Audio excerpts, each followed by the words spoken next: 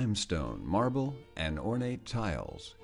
Gilded ceilings and decorative plasters, these are the majestic interiors of our nation's Capitol buildings.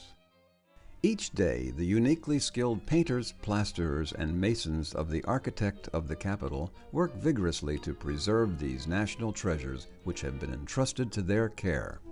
We have wonderful craftsmen at the Capitol. In order to take care of things like gilded surfaces or things that are delicately painted, it takes very specialized skills. Our decorative painters do a wide variety of tasks. We paint a lot of signage. We do complete murals. We've done a lot of ceiling designs. Some are very ornate.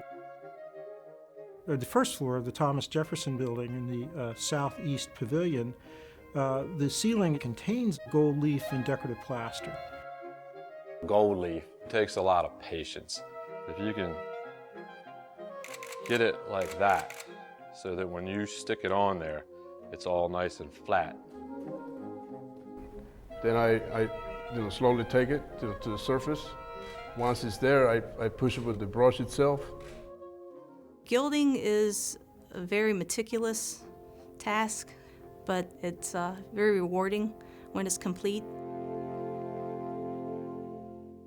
From time to time, the AOC's decorative painters are also asked to employ a technique known as trompe-l'oeil. Trompe-l'oeil means to fool the eye, and we do a lot of that in the Capitol. So we're making it look like there's molding attached to the ceiling when it's not, and it's just done with lots of shadows and lines and shading. We do lots of marbleizing, a lot of faux sandstone. In Statuary Hall, there are 2 fabric speakers, and both speakers were painted to look like the surrounding sandstone. What we did was we tried to match block for block the speaker with the sandstone, because what we had in mind was that this was actually one piece that the block would carry itself over.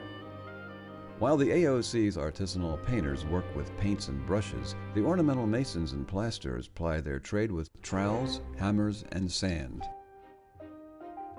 We plaster walls, ceilings, hallways, anywhere on Capitol Hill pertaining to these historic buildings.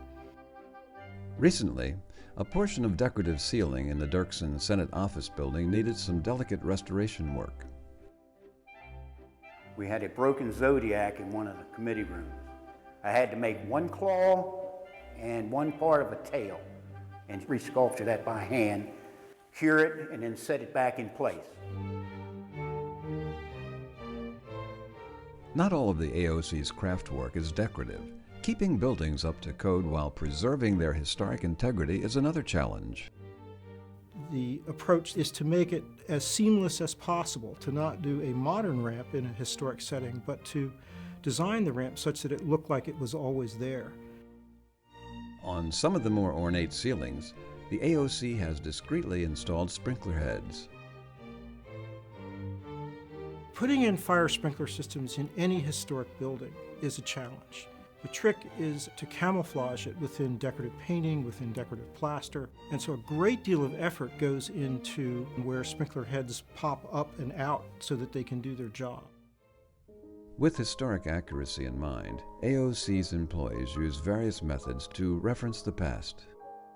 We look for all kinds of records and guidebooks and descriptions, or maybe the original specifications, letters from the artist talking about what he was trying to do. When we're working on ceiling decorations that have a history, we do paint analysis and color analysis. Invariably, the things that we do involve almost channeling the original architect. Along with researching age-old design techniques, the AOC must look for artisans who know how to apply them.